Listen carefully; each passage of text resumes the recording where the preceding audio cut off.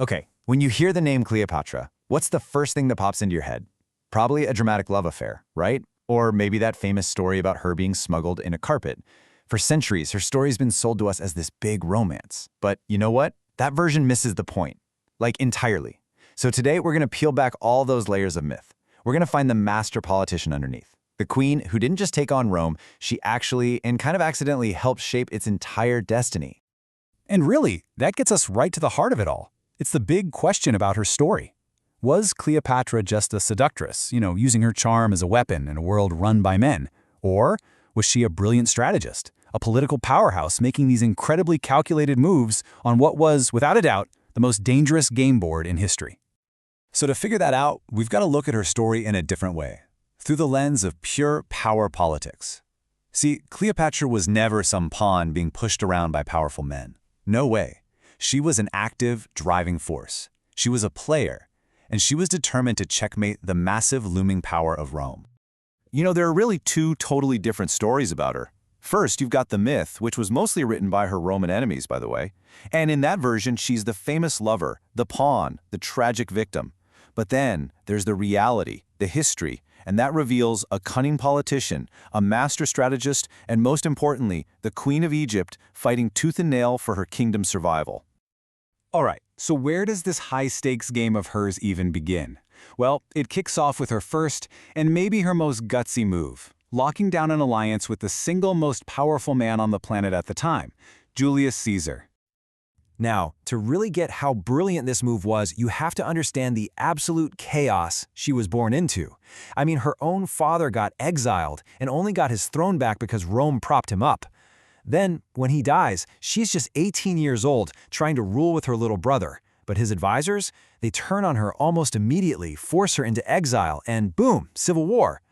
Her situation wasn't just shaky, it was life or death. And all this is happening in a kingdom that was basically Rome's breadbasket. Whoever controlled Egypt controlled the grain that fed the entire Roman army. The stakes were huge. So what do? You're outgunned, on the run for your life. What's the play? You change the entire game. When Julius Caesar shows up in Egypt, Cleopatra sees her opening, and this is where that famous carpet story comes in. She gets herself smuggled right past enemy lines to meet him. This wasn't some romantic impulse. This was a bold, calculated political power play to get the backing she needed to take back her throne and save her kingdom. But then, just a few years later, Caesar is assassinated, and the whole world is thrown back into chaos. The game board is completely reset. Cleopatra has to make her next move, and this time, she's going to bet everything on a new alliance with Mark Antony. And the stakes? Oh, just the future of the entire known world.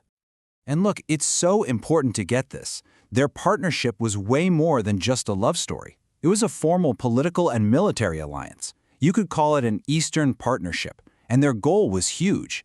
They wanted to consolidate all this power in the East and build a brand new Hellenistic empire, one that could stand as an equal or maybe even a rival to Rome itself.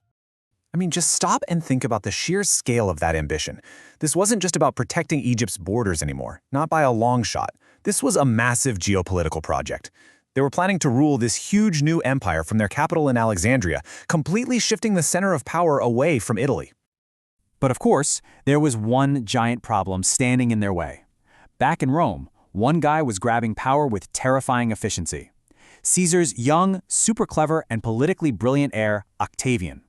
And he didn't just see Antony and Cleopatra as rivals. Nope, he saw them as a fundamental threat to the very existence of Rome. So a collision was pretty much inevitable at this point, right? You've got these two enormous power blocks, one led by Antony and Cleopatra in the east, the other by Octavian in the west. The stage was set for one last massive civil war, a war that would literally decide the fate of the known world for hundreds of years. And that brings us to the endgame. And here's where we find the biggest irony in Cleopatra's entire story. In her fight to build her own empire, she accidentally became one of the main architects of the very empire she was trying to beat, the Roman Empire.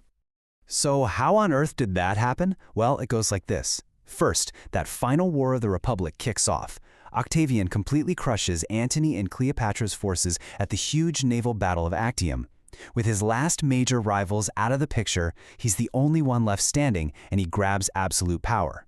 Then finally, the Roman Senate, just totally exhausted by decades of civil war, gives him the title Augustus, which officially makes him the first Roman emperor. And just like that, the Republic was gone. It really is the ultimate irony when you think about it. By teaming up with Antony and creating this massive threat, Cleopatra basically handed Octavian the perfect enemy on a silver platter. Her defeat meant he could get rid of his last rival, unite a broken and fractured Rome, and turn the dying republic into an empire with one single, all-powerful ruler at the top. So when we really look back, her actual legacy is so much more complex and way more important than the simple stories of romance and tragedy would have you believe. The truth is, she was a central figure in one of the biggest transformations in all of history. So, let's put it all together. When we strip away the myth, what do we see? We see a brilliant political leader. We see that her famous relationships weren't about love, they were strategic alliances to protect her kingdom. We see how her direct challenge to Rome sparked the civil war that finally killed the Republic. And, most ironically of all, we see that she was a key player in creating the very Roman Empire she fought so hard to stop. And all this leaves us with one last big thought to chew on. Remember, history is written by the victors. The story we have was written by Octavian and the Romans.